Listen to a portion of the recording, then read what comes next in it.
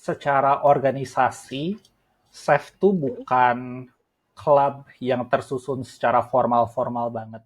4-2-3 split, the second team proceeding to, sometimes the judge can just give you the loss or the win simply because he doesn't like the way your expression is when you talk to him. My mindset is that no, kayak harus harus menang, harus apa gitu. Tapi I just Mm, aim mm, to mm, mm, I mm. just aim to kayak make them as smart as possible. Of course kayak making them as smart as possible tuh bukan the only goal. Masalahnya adalah kalau misalnya hukum internasional tuh nggak ada polisi dunianya.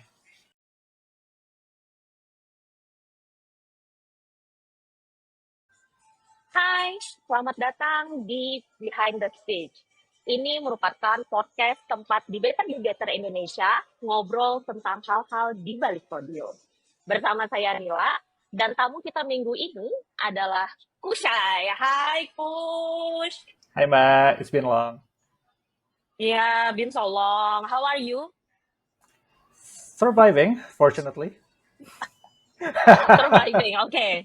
Lately, a lot of people say that they are surviving. I think that's still a good idea though, surviving. Eh, And how's school?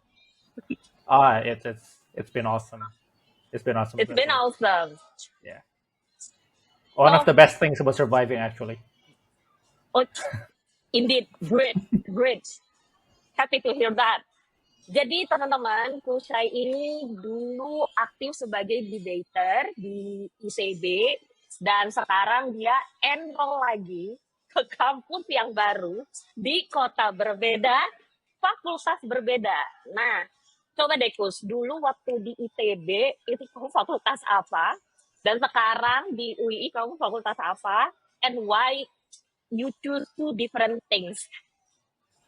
Hmm, aku waktu di ITB dulu jurusan kimia murni, jadi bener-bener berbeda sama topik-topik debat dan berbeda banget sama ilmu-ilmu sosial. Tapi aku selama di ITB jujur justru seolah-olah jadi kayak jurusan debat kimia jadi kayak UKM doang. cuma cuma asal Jangan dapat sampai ijazah kuliah doang. menghalangi debat gitu ya. Ya, yeah, betul betul. That's the quote, right? Jangan sampai kuliah menghalangi debat. Ya, tapi ya aku selama di ITB lumayan aktif jadi presiden SEF itu debating clubnya ITB. Terus ya kayak I was quite active in debating. Um, Waktu COVID itu tuh puncak-puncaknya banget aku ngelatih. Kayak ya you basically have nothing better to do apart from doing things behind your screen. Dan waktu itu kebetulan banget kayak my coaching jobs and like edging jobs itu was at its peak. Terus menjelang aku lulus, aku tuh ada 3 opsi. Yang pertama, aku bisa try my luck at debating internationally. Jadi Betul. waktu itu aku kebetulan diminta ngelatih satu SMA Singapura sama satu anak Singapura secara individu juga. Wow. Aku sempat diminta ngekor beberapa kompetisi internasional gitu-gitu. So the momentum is there. I thought back Hmm. then kalau misalnya aku coba beneran invest terus ya pansos dikit-dikit ya bisa lah dicoba gitu, bisa dicoba kayak can try my luck at like this debate coaching thing. Yang kedua itu aku kerja management jobs. Hmm. Ya waktu itu ada teman-teman aku lagi aktif di startup satu, startup dua. Aku pernah Hmm. ditawarin masuk this company or that company gitu-gitu. Dan yang ketiga, aku coba try something new, like a blank slate, Hmm. which is kuliah lagi S1 di ilmu sosial, which sebenarnya aku udah consider dari lama sebetulnya. Hmm. Dari tengah-tengah aku di ITB kayak aduh apa lulus kayak coba lagi S1 aja gitu ya. Tapi ya because of reasons that we might discuss later on yang cukup panjang, Hmm. ya aku Hmm. akhirnya milih opsi ketiga. Jadi aku sekarang udah menjelang mahasiswa tingkat akhir di Fakultas Hukum Universitas Islam Indonesia di Yogyakarta. Gitu, Mbak. Hmm. Hmm. Hmm. Hmm.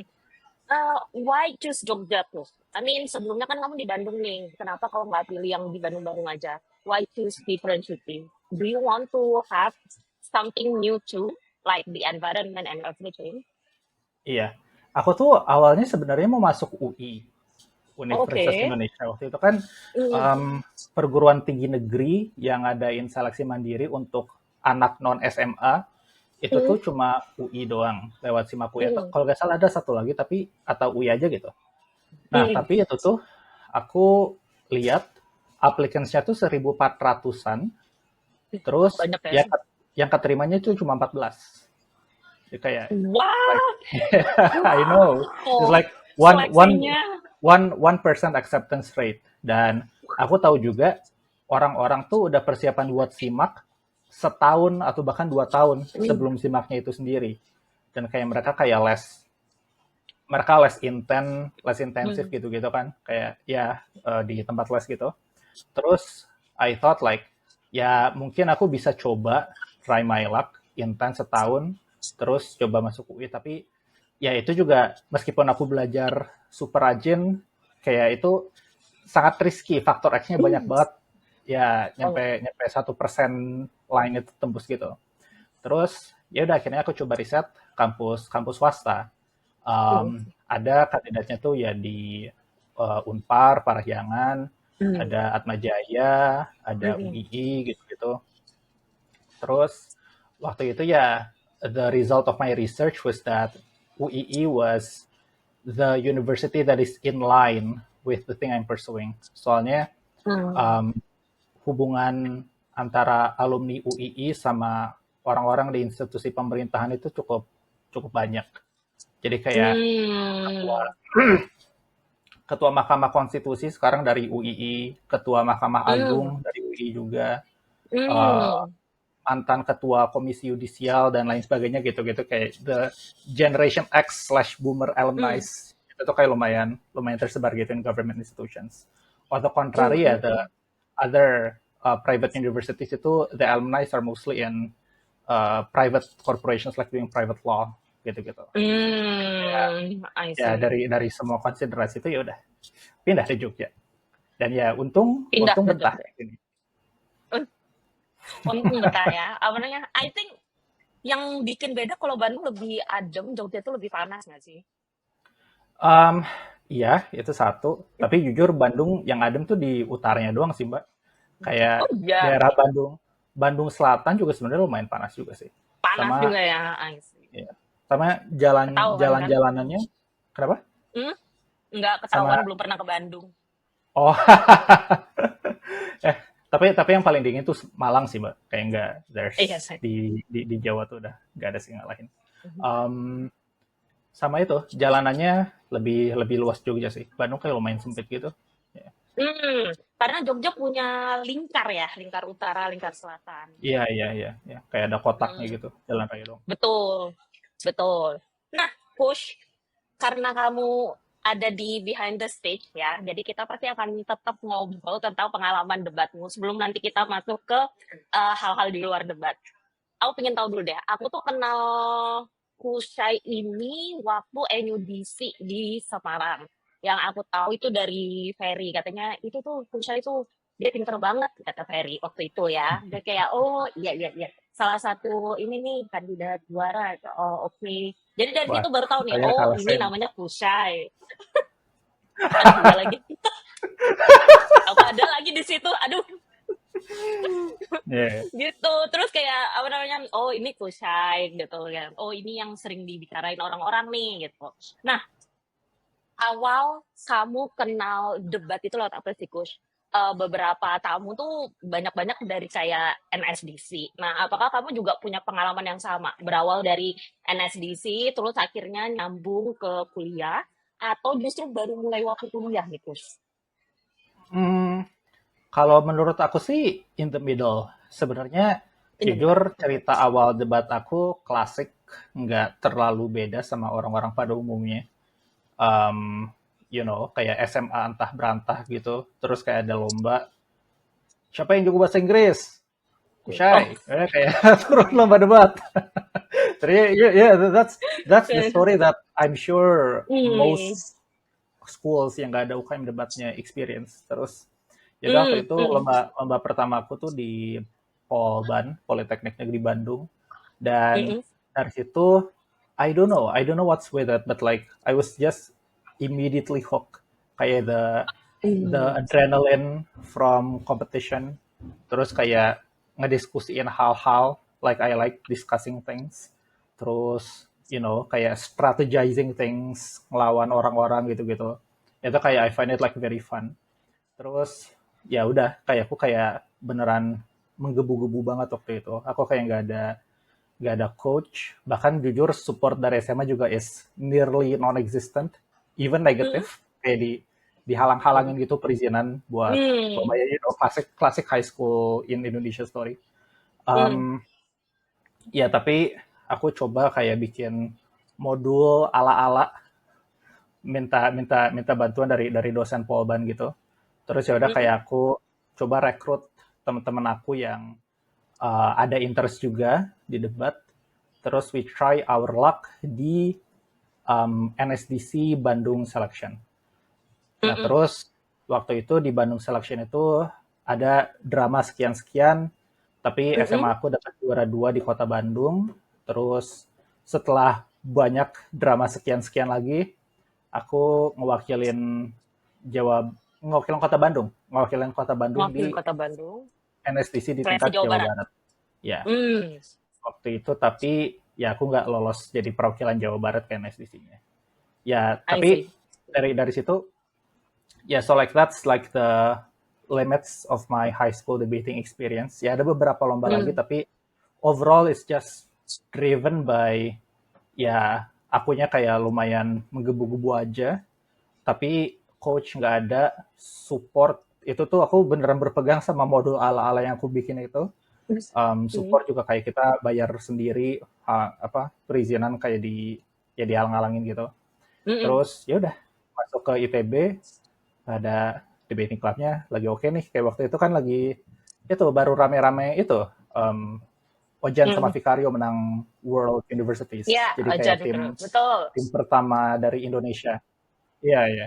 Yeah, The Legends, kayak ya udah masuk SEF, The and yeah, legend. I that's see. basically Mm, where the story began. oke. And then kalau di Chef yang typically udah terbangun lama. Kalau kemarin kan ngobrol sama Daud di Ubaya ini tipikal yang baby banget nih. Debating society-nya, debating community-nya di dalam Ubaya. Nah, sedangkan Chef sendiri yang di Bandung ini kan sudah lumayan established ya ketika kamu masuk. Nah, budaya di Chef itu kayak gimana sih? Dulu nih, aku pernah diceritain Ufi kalau karena tuh anak-anak chef itu dulu kalau misalnya Upi ngelatih itu kayak dipegangin buku, you have to tell the book gitu, sampai orang-orang harus ngerti. Nah, waktu kamu masuk itu budayanya gimana sih? Push. Um, Menurut aku, secara organisasi, SEF tuh Mm, bukan klub yang tersusun secara formal-formal banget.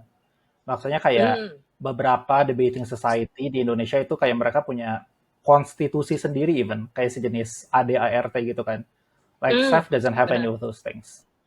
Um, Mm, Menurut aku secara organisasi kita tuh bahkan bukan, I don't think we qualify as an organization. It's more like kita cuma klub orang-orang interest serupa terus udah gitu. Dan kayak ya mungkin struktur organisasinya ada kayak apa sekretaris bendahara gitu-gitu, tapi mm, there's like no clear division of work apart from what we just implicitly agreed upon. Dan I ya itu see. juga lumayan translate, menurut aku itu juga lumayan translate di culture-nya. Jadi I think Seth, at least like on my time, itu really rely on the individual drive of the coaches and the students and the Mm, members themselves. Jadi ya coachnya ngelatih gara-gara mereka enjoy atmosfernya, atau enggak kayak mm, mereka emang ngerasa ada apa moral responsibility buat ngebantu gitu-gitu.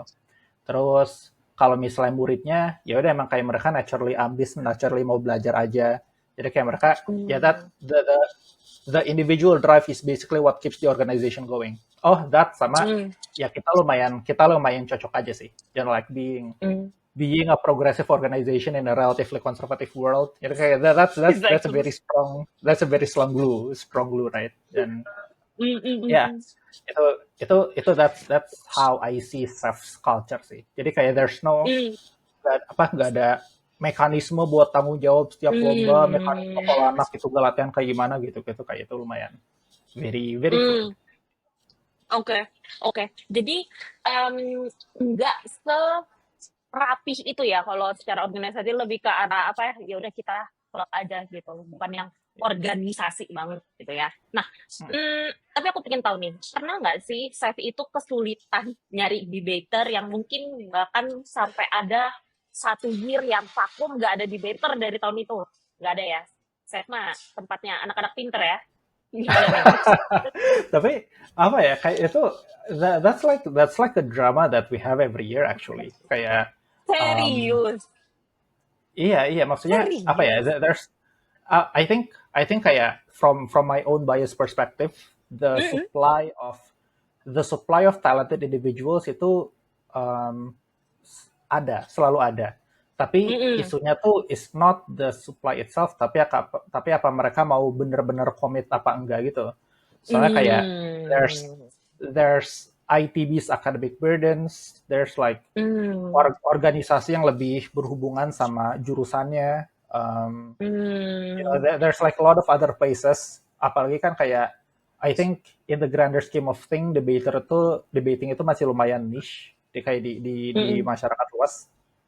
Jadi kayak the issue is like how do we like retain those talents gitu.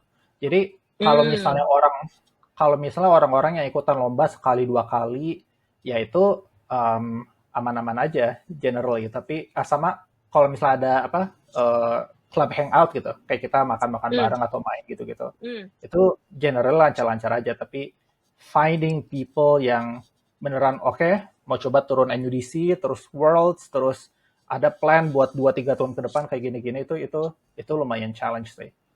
Ya, kecuali ada mm. satu batch itu sempat ada banyak banget anak-anak yang semuanya committed, tapi di luar itu kayak yeah, the challenge is making people interested and commit themselves basically.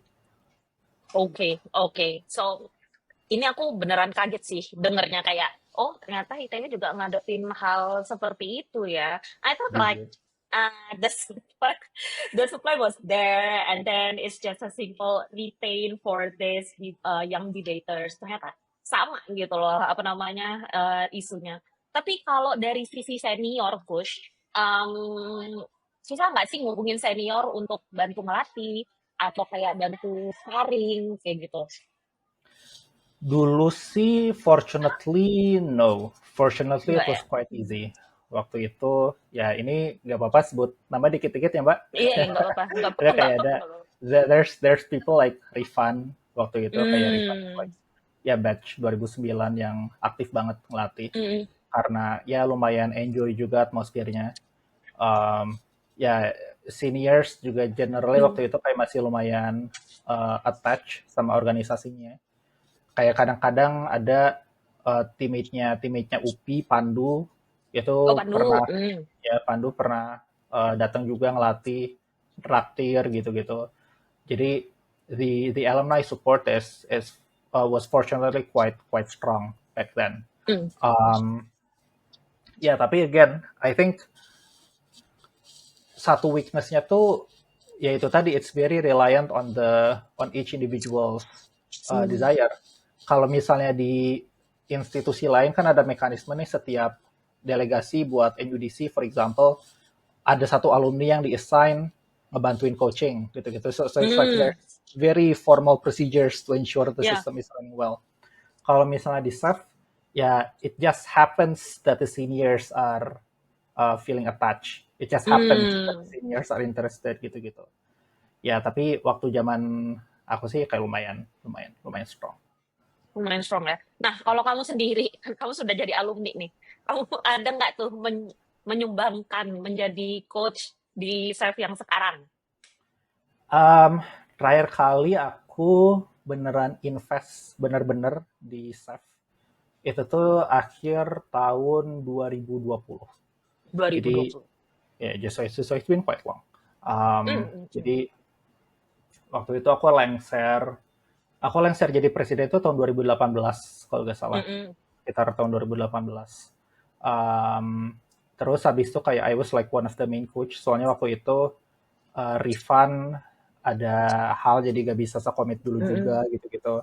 So like I kinda take over. Tapi waktu tahun 2020 kayak there's like COVID, terus ada skripsi, terus ada you know all of the other jobs gitu-gitu. Jadi kayak semenjak itu aku lumayan itu sih, lumayan tone down. Like Mm. I see, I see. Nah, push dari berapa tahun ya berarti kamu ini dari awal debat sampai 2020 deh kamu aktif itu? 10 years? More? 10 years, sampai sekarang Ya, maksudnya. mm, lebih ya? Aku dari awal masuk kuliah sampai sekarang 10 tahun. 10 Sampai tahun kan? sekarang 2025 ya. Mm. Nah, ada nggak momen di debat yang susah buat dilupain? Either kekalahan, kemenangan, atau mungkin perjuangan sesuatu Waduh. nih dari seorang pusher ya? Ada nggak? Uh, I I think that question is tough to answer because it depends on what kind of emotions are you referring to. Mm, mm, mm, Kayak mm, mm. kayak maksudnya kayak mengesankan tuh ada yang mengesankan secara traumatis, ada yang mengesankan secara ada ada yang mengesankan secara lucu, ada yang mengesankan secara ya secara bagus gitu-gitu. Mm, I Jadi let you kayak in choose. specific apa nih? Gimana aku aja I ya? let you choose. Mm. Um, ya apa ya? There's so many. Wow. Wow, Hmm, coba deh sampai bingung loh milihnya loh. Saking kebanyakan kompetisinya. ya apa ya? Kemenangan yang mengesankan deh. Yang kayak, Menang ya. ya, kemenangan yang mengesankan. It's not really a victory per se sih. Tapi aku Mm-mm, kan turun NUDC 2017 dan mm-mm, kayak yang Mbak jelasin tadi kayak wah ini contender nih gitu-gitu. Dan mm-mm, sama kayak aku juga lumayan apa ada faith gitu kayak bisa bisa mm-mm, bisa debat di semi terus 4-3 split, the second team proceeding to grand finals Universitas Negeri Malang bukan oh, ITB. terus terus ya terus terus ya kayak um, there was a period where I considered apa yaudah ya kayak stop aja di sini gitu-gitu. Tapi mm, waktu itu kayak didorong lagi turun buat tahun 2018. Terus ya udah kayak I decided to like give it one more shot. Dan di tahun 2018 itu tuh kayak seminya tuh lumayan itu sih, lumayan lumayan ngingetin pengalaman tahun kemarin juga ya kayak bejir bejir bejir kayak ini udah pede banget tapi beneran lolos gak ya gitu. Um, tapi fortunately waktu itu lumayan ya lumayan lumayan safe dan akhirnya aku masuk. Itu menurut aku yang termasuk kemenangan paling mengesankan itu ya. Soalnya mm, dari mm, situ ya itu lumayan apa ya? Jadi batu loncatan for my traveling Indonesia era, dimana kayak aku mm, kesini kesana buat ngekor, buat ngelatih gitu-gitu. mm. Ya, yeah, more or less. Nice, nice. Jadi perjuangannya nih ya untuk apa namanya ada di sana. Nah, kalau dari seorang Pusai, kita ngomongin debat, ada nggak sih ada nggak sih debater Indonesia yang menginspirasi Pusai? Again, Hmm, parameternya silahkan ditentukan. Kayak menginspirasinya kayak gimana nih? Bikin kamu lebih ya, ambis atau bikin kayak, aku mau nih mannernya kayak gini atau aku mau nih in-depth risetnya kayak gini. Serah ya. Pusai deh. Ada nggak? Menurut aku sih Rifan sama Satrio ya. Rifan. Kayaknya mereka satu tim deh, seingat gue ya. Iya, Saya waktu English Pirates, waduh, iya. Ya kayak emang why, udah kayak why, besti why banget them? sih. I think the sheer amount of knowledge and like the Knowledge. knowledge sama satu lagi I think aku personally lumayan tertarik sama unorthodox approaches to things sih. Jadi kayak apa Mm, ya? Yang uh, cara buat meraih suatu tujuan tapi lumayan beda gitu sama sama cara-cara yang lain. Itu kayak aku tertarik banget mm, sama yang kayak gitu. Dan I think waktu itu Rifan is like one of the embodiment of that approach. Hmm. Aku tuh baru tahu rebuttal A minus apa tuh waktu training camp WD sih Mbak. Jadi kayak it's like Hmm. 4 years into my debating career. Kayak aku tuh baru tahu, oh struktur rebuttal tuh ada A minus, ada negasi premisnya, terus Hmm. ada even if Hmm. Hmm. rebuttal gitu. Kayak Benar. aku baru tahu struktur kayak gitu tuh 4 tahun abis aku mulai debat waktu Hmm. training camp ke Cape Town. Sebelumnya Hmm. kayak nggak ada tuh. Oke, argumen tuh strukturnya harus gini gini gini, rebuttal tuh harus gini gini Hmm. gini. Yang diajarin tuh cuma kayak apa ya? The mindset, gimana sih cara kita mengeksplor suatu topik, terus kristalisasinya dalam bentuk speech, itu ya kayak gimana Untuk gimana intuisinya masing-masing hmm. aja gitu-gitu. Jadi ya I think that Hmm. that was quite exciting sih waktu itu.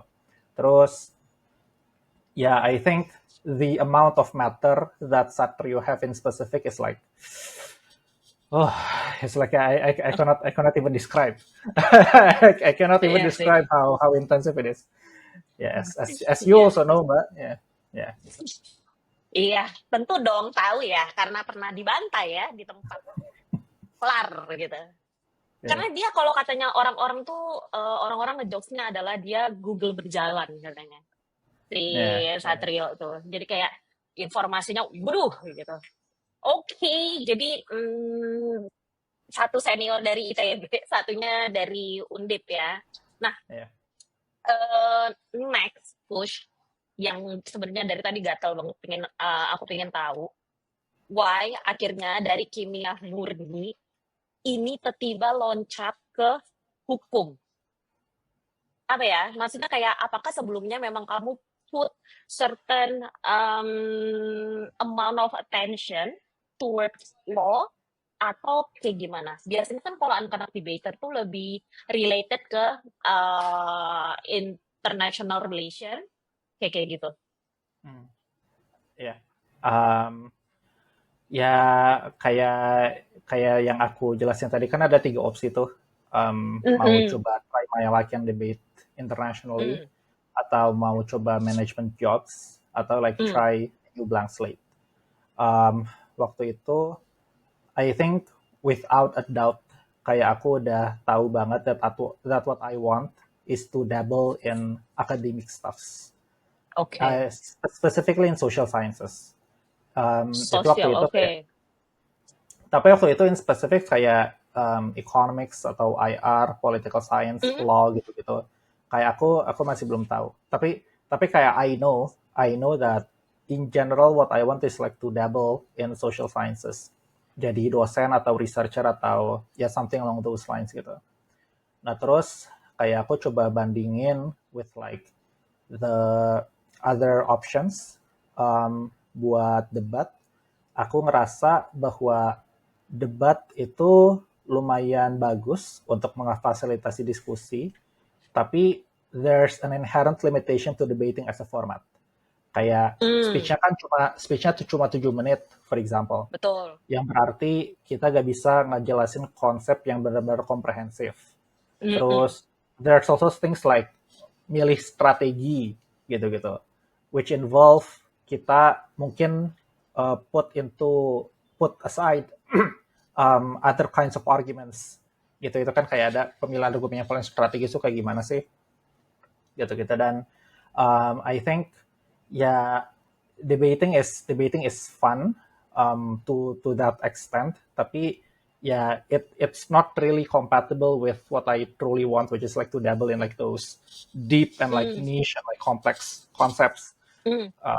Ya, terus ya, and I think the same thing also applies with management jobs. Yang mana kayak aku Mm. sebelumnya kan aku pernah magang juga di Gojek 3 bulan. Mm. Jadi kayak I get a little taste of how startup life was, and Mm. ya apa ya, I think that the degree to which I can like dabble in like non corporate stuff itu tuh kayak lumayan limited juga gitu-gitu. Mm. Terus ya udah kayak some other consideration, kayak aku sempat nyari um, apa sih usia usia apply S2 LPDP itu maksimal berapa tahun sih gitu-gitu. And, Mm. and other considerations. Um, Job field sini, job field sana, itu tuh mereka cari orang yang kayak gimana gitu-gitu. And I discovered that in law itu ada beberapa orang yang memang mereka value orang-orang yang punya STEM background. Jadi I've heard stories about orang-orang yang mereka dulunya belajar engineering atau belajar dokter, terus mereka belajar hukum, dan itu enables them to understand the issues better, and therefore they are able to to translate those issues into legal language better gitu-gitu. Ya, dan kayak I think ya itu kayak that's like why I I see. choose law in specific gitu. I see, I see. Dan kalau di law, seingatku tuh ini ngelihat dari postingan di X ya, X-mu ya, Coach. Kalau misalnya ada lomba moot court, ya kan. Nah, sebelum dari kamu tuh aku juga pernah punya teman di hukum dan emang dia juga ikutan moot court kayak gitu. Nah, buat mereka yang nggak tahu, jelasin, tolong dong Push untuk dijelasin secara singkat moot court itu kayak gimana, dan seingatku dia juga ada kompetisinya. Nah, sistem kompetisinya tuh kayak gimana? Kan kalau di debate jelas ya, kayak oke, government team, opposition team, and so on and so forth. Nah, kalau di moot court itu kayak gimana sih, Coach? Yeah. I've thought about it, dan menurut aku kalau misalnya in debating language, anggaplah ada satu prepared motion, tapi konteks slide-nya ada kayak 20 halaman, nyampe kayak 30 halaman. Terus waktu buat prepare kasusnya tuh ada sekitar 3-6 bulan. Terus yang disubmit itu tuh ada 2. Yang pertama itu kasus versi tertulisnya. Terus yang kedua, kita juga harus nge-speech-in kasus itu. Nah, Oke, cuma sebentar, Push. bedanya, ya. Before moving forward, secara tertulis nih, I mean in detail kayak word per word yang nanti akan diverbalkan. Nah itu, jadi kayak kalau misalnya in moot court terms itu ada istilahnya tuh memorial. Memorial tuh basically Memorial, oke. kasus kita kayak gimana. Tapi itu tuh gak harus selalu verbatim dijadiin speech-nya. Speech-nya itu can deviate from the memorials. Dan nanti Oke. ditanya-tanyain sama juri, and this differs from debating, kan jurinya pasif kalau debating. Kalau misalnya di moot court itu mereka lumayan aktif, challenging our points gitu-gitu. Sama, I think the second thing is that the judges are not average reasonable person, tapi kayak the judges are experts in the topic gitu. Kalau misalnya di debat kan kayak apa ya? Kayak kita nggak bisa ngasumsiin jurinya tuh expert in like political sciences atau any Betul. kind of fields. Tapi kalau misalnya di moot court, ya the judges are like diasumsikan is like actual judges in the court. And therefore, they should be assumed to know like all of the nitty-gritties of like the legal stuff. Ya, in debating language kurang lebih kayak gitu sih, Mbak. Nah, kalau sistem kompetisinya kayak gimana, Coach? Maksudnya kan kalau debate jelas nih, setelah selesai terus scoring, terus kayak mana menang mana kalah, terus akhirnya kita rank dan lain sebagainya. Kalau di moot court nih dengan persiapan kayak 3-6 bulan dan 2 hal yang dikumpulkan tersebut, apakah dia langsung gugur nih yang kalah, atau misalnya yang nggak terpilih, ya udah nih mereka ini. Nah, terus next-nya tuh apa nih, Push? Apa kamu akan dikasih kalau misalnya kamu proceed, apakah kamu akan dikasih motion baru on the spot, atau tipikalnya kayak gimana sih? Jadi ada 2 tahap. Yang pertama itu memorial phase. Jadi kita submit dulu memorial kita, dan nanti dipilih sekian top team buat maju ke oral rounds. Jadi itu tahap pertama. Tahap kedua tuh oral rounds, ya kita versus. Itu tergantung format moot court-nya kayak gimana, tapi biasanya tuh ada dua tim. Ya yang tergantung moot court-nya kayak gimana sih. Kayak yang contohnya kalau misalnya moot court yang kriminal, ada yang jadi jaksa yang nuntut si kriminalnya. ada yang jadi penasihat hukum si tersangka itu, Terdakwa. Mm, si terdakwa itu, gitu-gitu. mm, Um, ya, terus kalau misalnya menang, kita dapat VP, tapi bedanya sama debat tuh match up-nya tuh lumayan random sih. Jadi kayak Oh, oke. match up ronde 1 sama ronde 2-nya tuh udah predetermined before. Kalau misalnya Oh, debat kan gitu. ada break and slides. Ya, betul. Ya. Kalau misalnya di moot court enggak. Which in my personal opinion I Hmm, think is a weakness of moot court matchup system ya. Soalnya ya it opens very big X factor. Kayak siapa tahu tim yang terkuat nomor 1 ketemu tim terkuat ketemu yang nomor paling 2 dan lemah ya. nomor 3 atau enggak Oh, oh kebalikannya iya iya iya iya. gitu-gitu. Iya iya, benar benar benar benar benar. Kan kayak jadi nggak adil gitu. Harusnya ya Betul. tim terkuat nomor 2 sama nomor 3 ketemu tim yang lebih kurang. Ya gitu. Dan Mm, sama, mm, mm, jadi mm, habis mm. 2 ronde babak prelim itu, kita ada orang yang nentuin Mm, mm. 8 atau 4 atau sekian tim yang lolos ke babak eliminasi. Dan babak eliminasi pun sama diundi lagi. Jadi kayak nggak ada, kalau misalnya debat kan ada, Hmm. apa istilahnya tuh, uh, fold, fold bracket gitu, right? Jadi kayak 1 lawan 16, 2 lawan 15 Mm, mm. gitu-gitu. Bracket, Kalau betul misalnya di moot court, betul. undian. Jadi Bracket. kayak there's like yet Hmm. another X factor.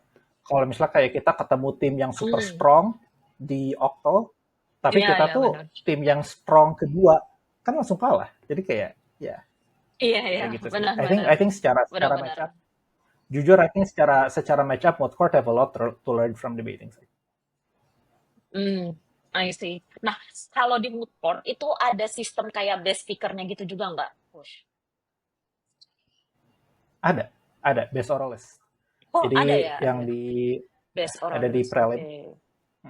ya di prelim. Mm-mm. Dan itu juga ditentukan sama adjudicator-nya juga ya, siapa nih best oralisnya? Ya, Benar. Oke. dari Oke, skornya. ternyata ternyata mirip-mirip. Ada miripnya, ada enggaknya. Dan bahkan kata Coach ini, mood court juga harus belajar sama ini nih, sistemnya debate sendiri. Nah, having debating background, gimana akhirnya si debate ini sendiri ngebantu kamu ketika kamu join di mood court, Coach? I mean, apa nih part dari si debate yang bisa kamu bawa ke mood court dan berguna untuk kamu excel lebih nih di mood court, sesuatu yang sebelumnya belum pernah kamu lakuin. Hmm. I think there's a lot of things yang beneran transferable, tapi ada juga hal yang harus I learn from scratch. Yang Mm, transferable-nya kayak capcus bahasa Inggris gitu-gitu kan, kayak mm-mm, of course that's a universal skill. mm-mm, Terus kayak kita ngejawab pertanyaan spontan, kan kalau misalnya debat dapat POI, kita langsung mm, langsung jawab gitu kan. Sama di moot court juga ditanya sama juri, kadang-kadang bisa langsung tengah-tengah pleading langsung ditanyain. Itu juga bisa ngebantu. Terus I think working in a team, mm, gimana sih cara kita tuh collab gitu-gitu. How do we work with different personalities and so on and so on. Um, Mungkin lebih kebiasaan baca juga. I think that helps. mm, I like researching.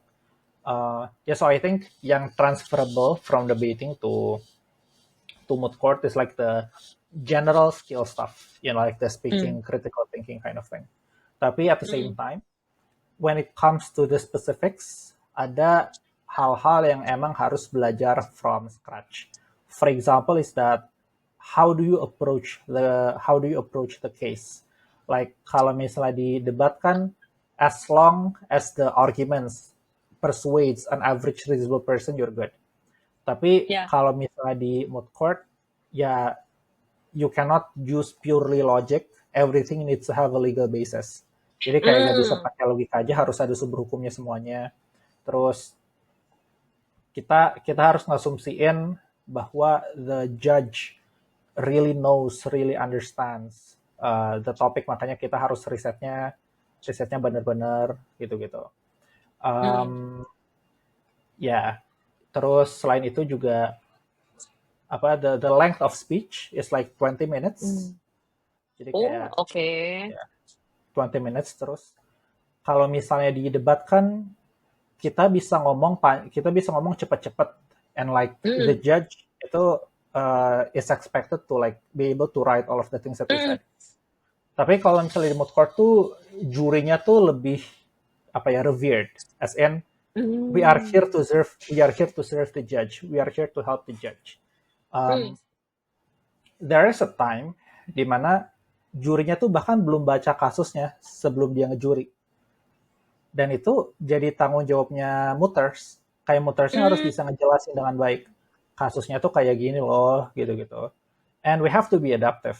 Jadi kalau misalnya di awal-awal lombanya, biasanya jurinya tuh mm, belum paham kasusnya apa.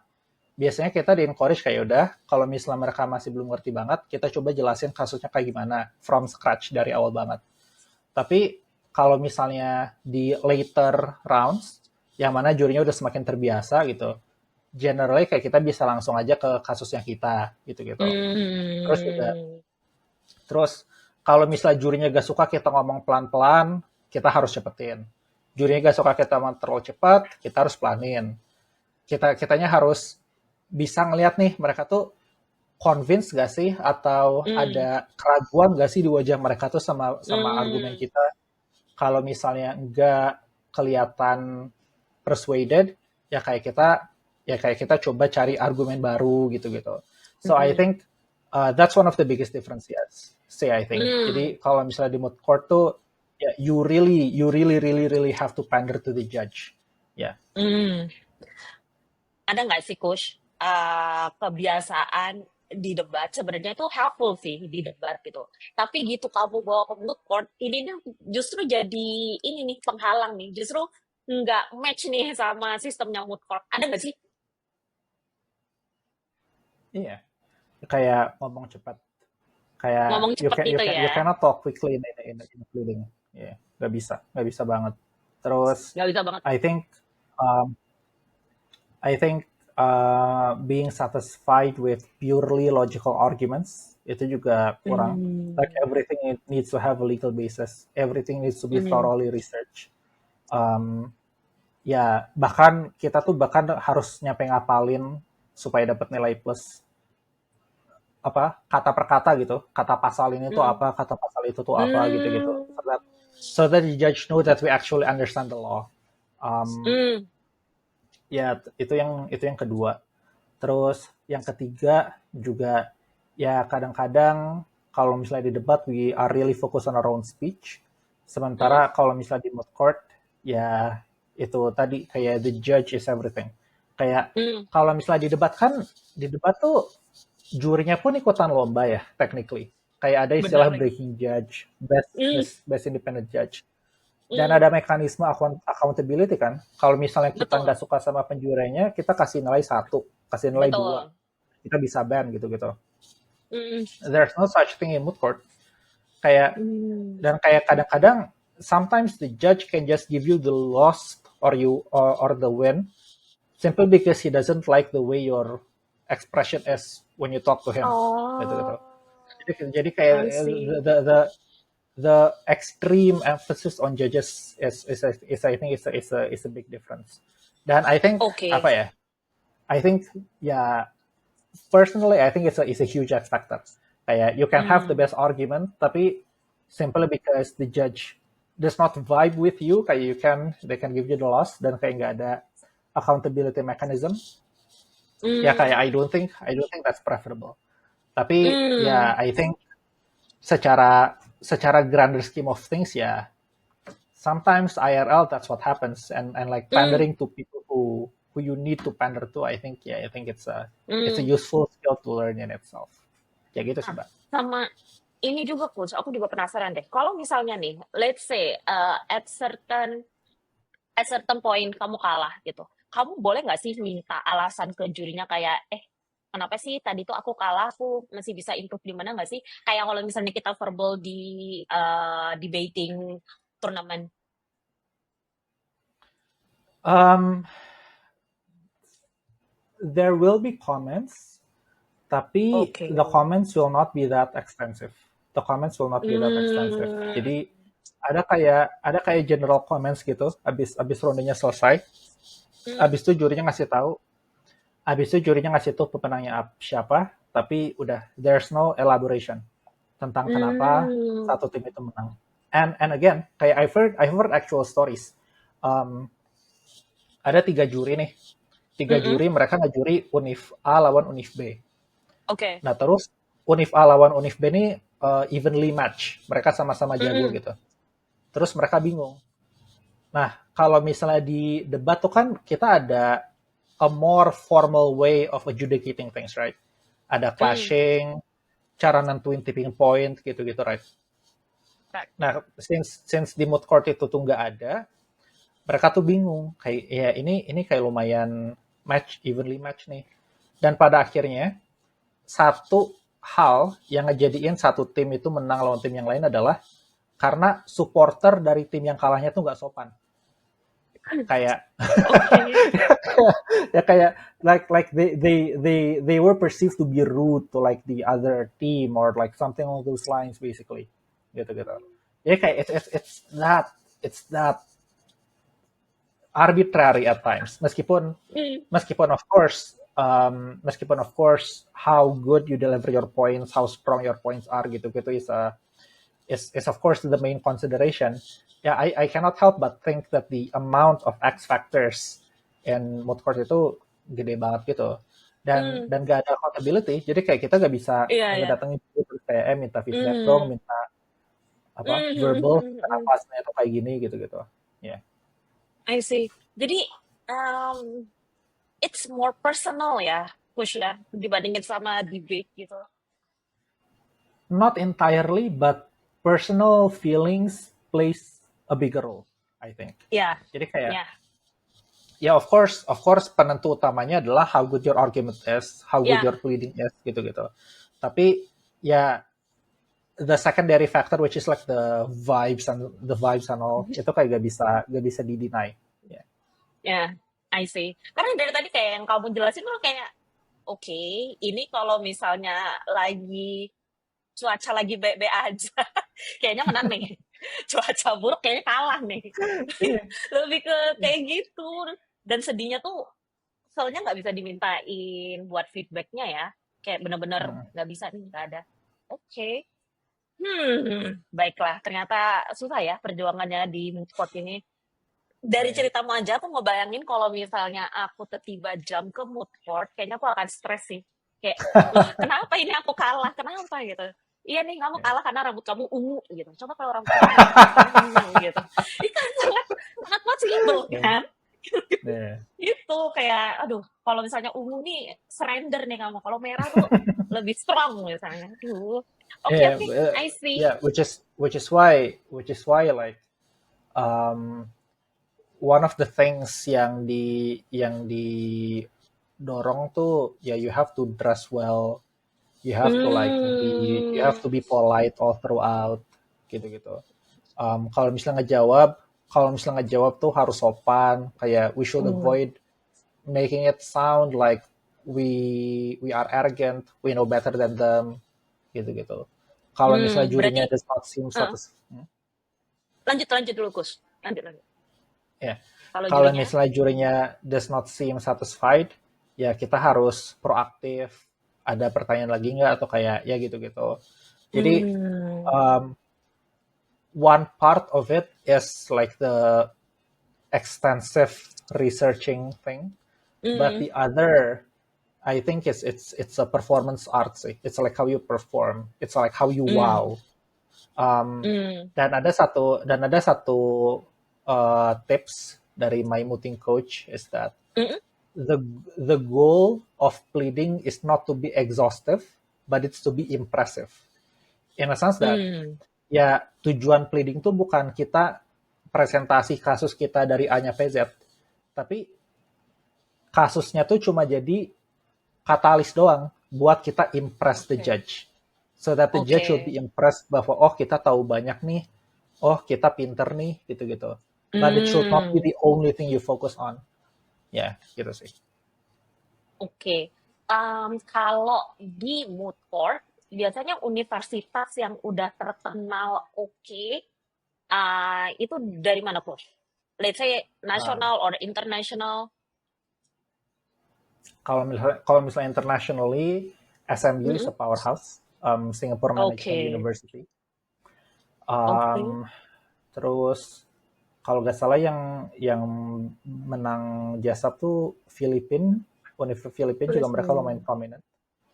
Mm. Nationally, we have UGM and UI, of course.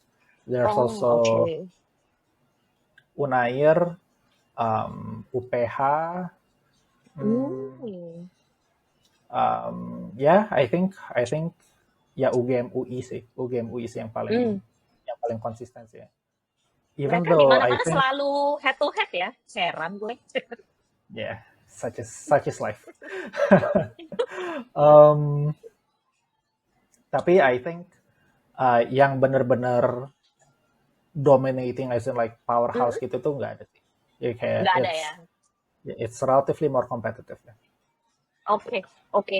Nah, sama ini Coach, kalau misalnya di debate, kita kan punya debating community ya Coach ya. Nah, kalau di moot court itu juga punya moot court community gitu nggak sih?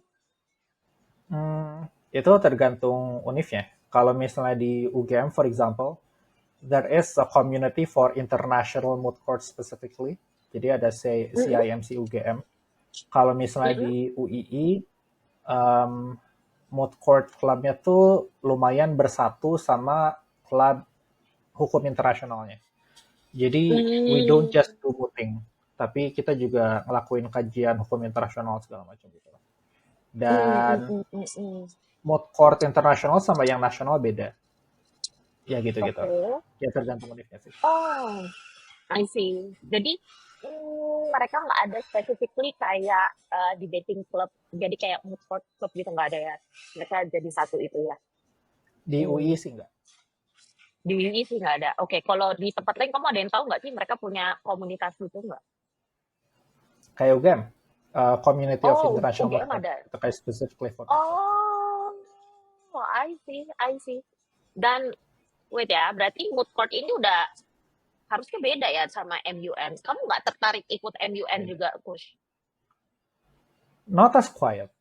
Um, the rules of the game is different, Mbak. Hmm. Kalau misalnya MUN tuh is even more pandering to people more than moot court is. I think Hmm. I think despite all of the things that I think is not ideal from moot court, kayak Hmm. matchup sistemnya suka acak, terus Hmm. gak Hmm. ada Hmm. accountability mechanisms buat jurinya gitu-gitu. I think Hmm. despite all of those things, emang the demand for researching, the demand for you to make the most realistic arguments as possible, gitu-gitu itu kayak Hmm. intensif banget di moot court. Kayak Hmm. I see. you can like delve into like 200 pages document like every single day. Terus kayak you find like just one or two lines you put in your memorial, gitu-gitu. Yeah, it's like yeah itu I think the biggest challenge for me. Hmm.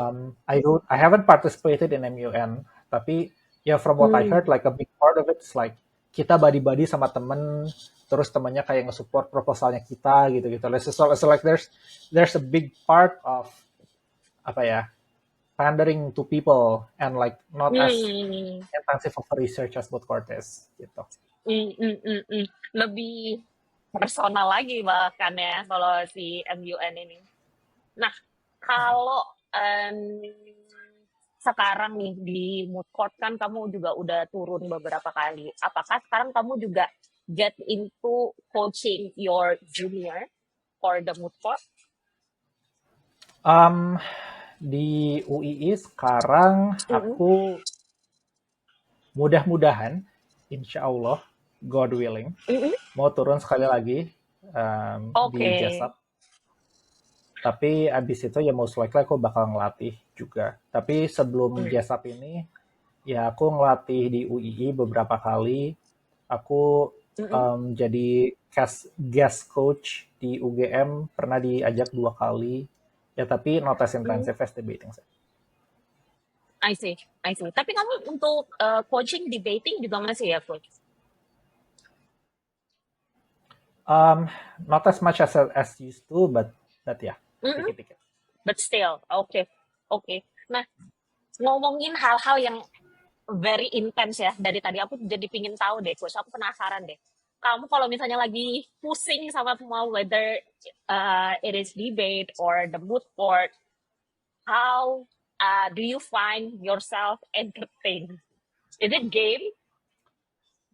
Hmm, aku sekarang main game gak sefanatik dulu sih, fortunately ya. Ah, Dulu like during COVID, like I was pretty much addicted to Valorant. Tapi fortunately sekarang kayak I Valorant, have moved oke. on from that addiction. Um, Mm-mm, aku aku sekarang itu sih ngebiasain olahraga sih, Mbak. Biasain olahraga, olahraga. ya 1 hour walk every day, gym, ya gaming of course occasionally, tapi nggak Mm, setiap hari, nggak sesering dulu gitu. mm, Terus um, I also read books, novels yang kayak nggak mm, demanding gitu. Aku sekarang mm, lagi baca itu George R. R. Martin, itu yang bikin mm, Game of Thrones. Aku lagi baca novelnya. mm. Aku ya um, ya ngedate, hangout sama temen-temen, ya gitu-gitu, Mbak. Usai juga masih manusia ya, teman-temannya. Dia tetap butuh ngedate dan butuh teman. Tuh, Nah, betul apa betul. namanya? Um, si siapa itu tadi namanya? During your relationship within in debate, I mean relationship in debate ya, terus ya. Tolong jangan jawab yang lain nih di debate nih. Jadi kamu tuh lebih enjoy sebagai debater, coach, atau malah sebagai adjudicator, and why? Hmm, kalau sekarang, kalau misalnya secara keseluruhan aku paling enjoy jadi debater. Tapi it Mm, assumes zaman-zamannya aku masih ambis. Soalnya kayak okay. I feel like kalau misalnya jadi debater tuh ya I'm in control of myself. Kayak um, I can like decide how much should I put into practice gitu-gitu. Jadi Mm, the experience itu tuh kayak beneran felt by me. The adrenaline rush, mm, the competitive experience gitu-gitu.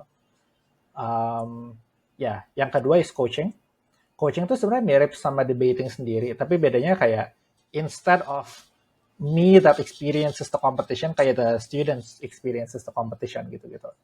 Jadi ya ada X factor in terms of the initiative and like the personal ambition that the students have themselves. Tapi itu juga mm, not not entirely outside my control gitu. Maksudnya kalau misalnya aku bisa kasih sufficient moral support, kalau misalnya aku bisa apa sesuaiin cara ngelatih aku sama kepribadian dan kebutuhannya anak masing-masing gitu-gitu. mm, Itu masih bisa manageable juga most of the time. Which mm, I think is a fun challenge in itself, right? Gimana sih cara kita itu adjust to people of different personalities, to different thinking styles gitu-gitu. Yeah, I think it's quite fun for me to explore, for me to like try different things gitu-gitu. Um, mm, ya, terus yang terakhir, I think is adjudicating. I think is the least mm. enjoyable for me. Yeah, Kenapa kamu ngantuk because ya, Pus? enggak, Ngantuk Pak. ya? Enggak, tapi ya itu kayak the competitive experience isn't as much. Tapi kan Ya justru sih, aku yang lebih nentuin siapa yang menang pasif gitu. ya. Iya, lebih pasif. I see. Kecuali kalau Kalau e-coring. kecuali Kecuali kalau e-coring kan bikin mosi juga, dan itu juga kita oke, bahas. Ini tuh motionnya ya sih balance gak benar. sih, um, timely gak sih, gitu-gitu. Dan kayak I think Hmm. diskusinya di situ kadang-kadang menarik juga. Nah, ngomongin egg coring, aku punya pertanyaan nih, Coach.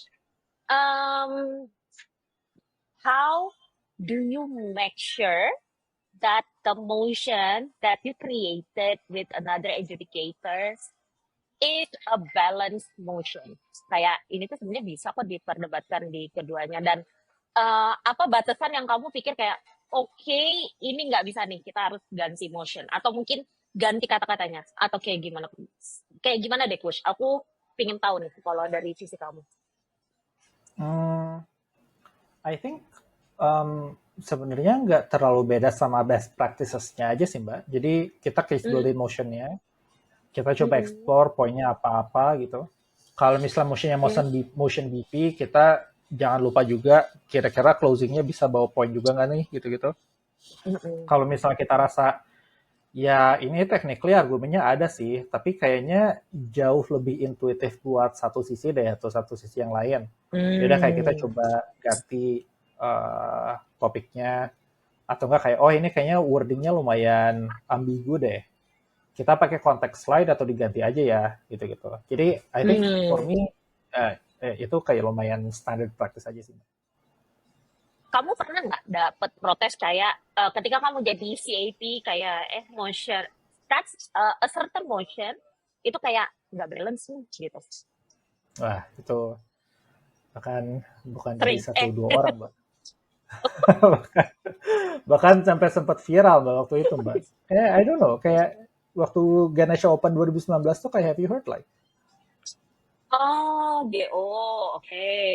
ya Ganesha Open 2019 tuh kayak the motion was widely criticized for being too matter heavy. Hmm. Terus kayak ya Hmm. which I accept. tapi Hmm. tapi kayak when it happened kayak it was quite a drama sih. Benar ya. Kadang kita tuh nggak pingin bikin drama, tapi tiba-tiba der Ya, gitu. tapi Apalagi ada di aja yang X ya. drama. Widely spread lah kalau sudah kena di X ini. Gitu.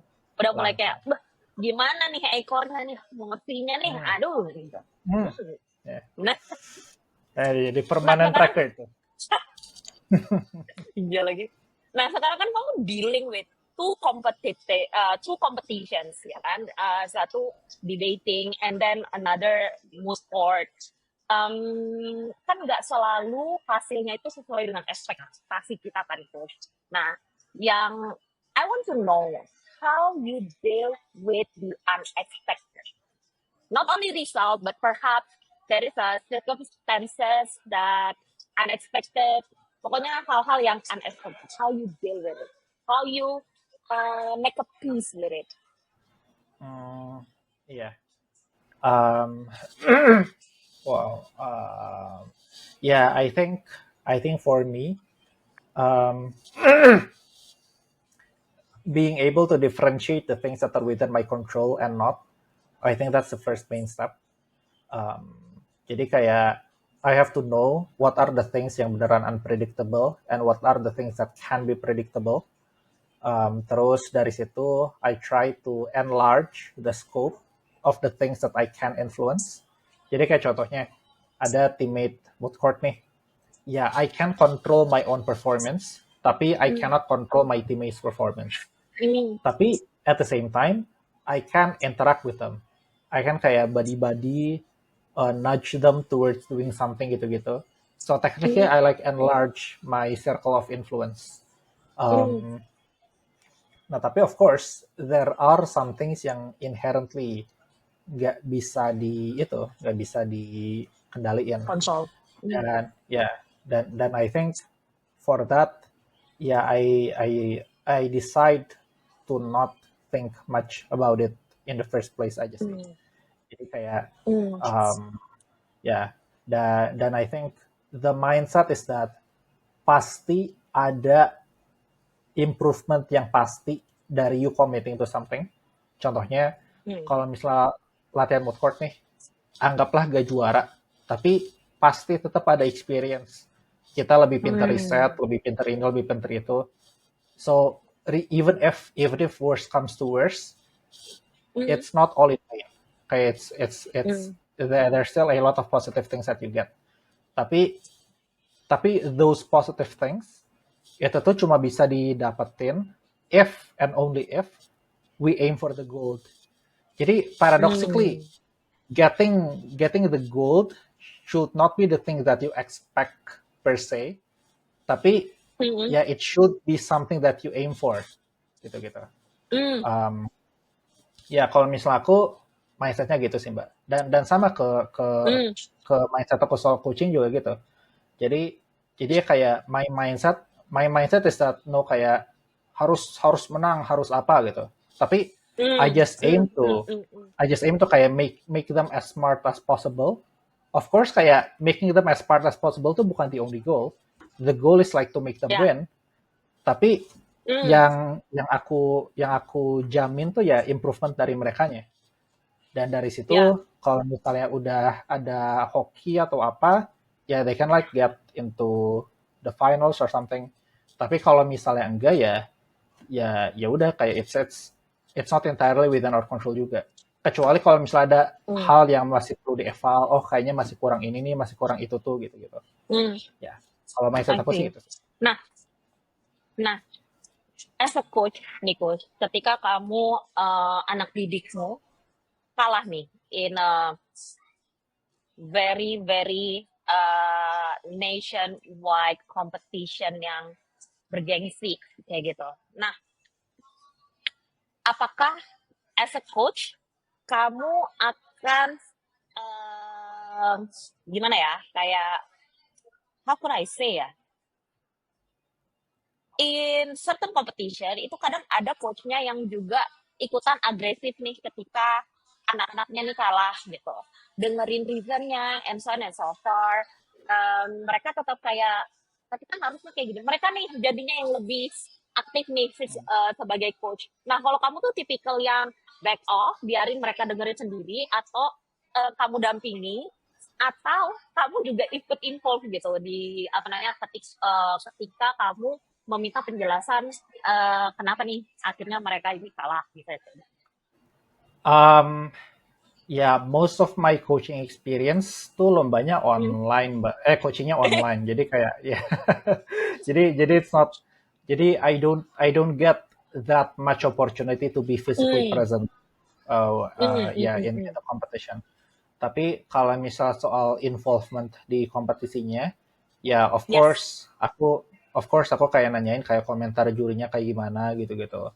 Tapi I think kecuali kalau misalnya emang ada apa ya komplain yang lumayan kontroversial kayak oh Hmm. ini jurinya ketahuan gak ngedengerin Samsak nih gitu-gitu.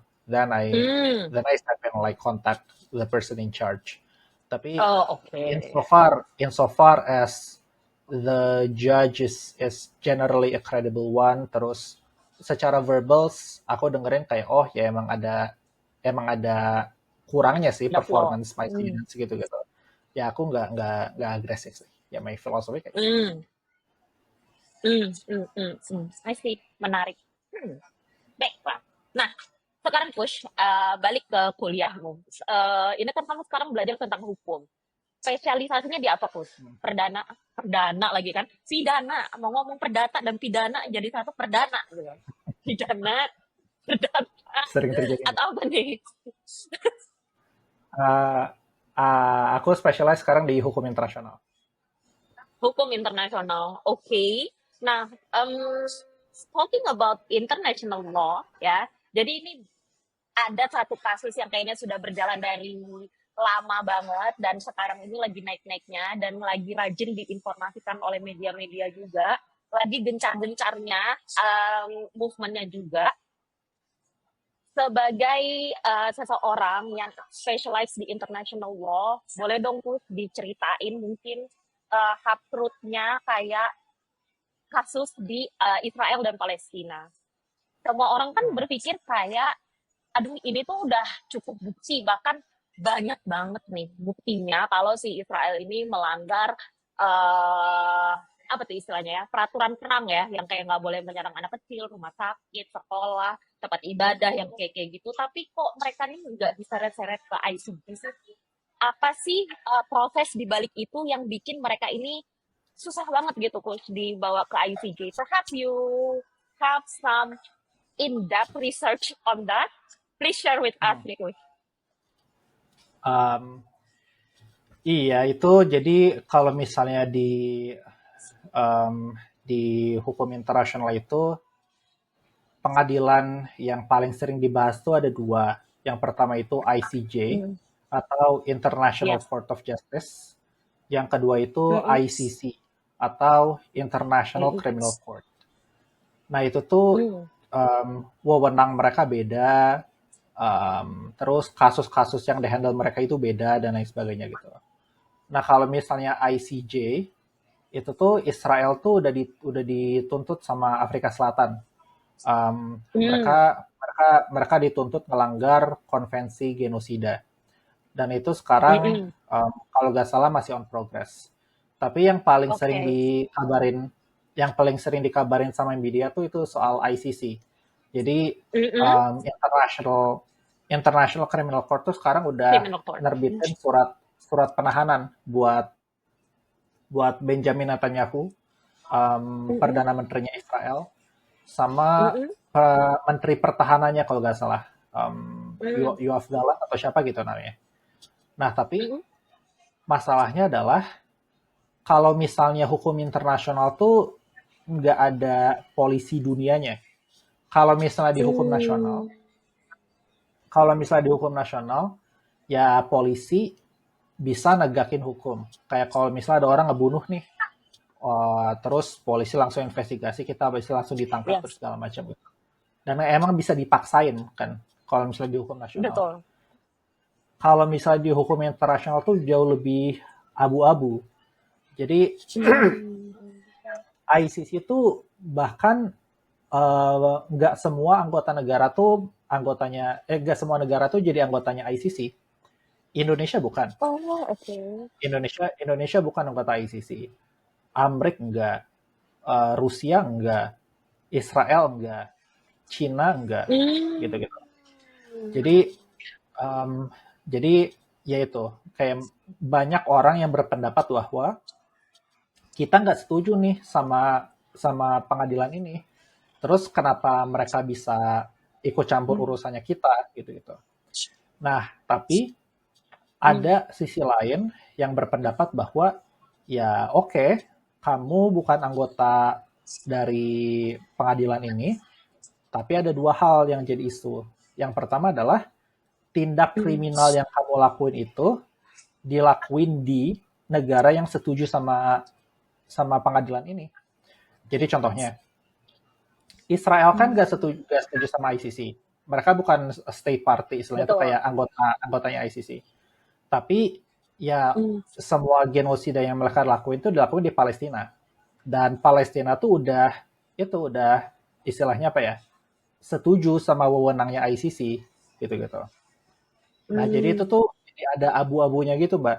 Dan terlebih lagi, Mm.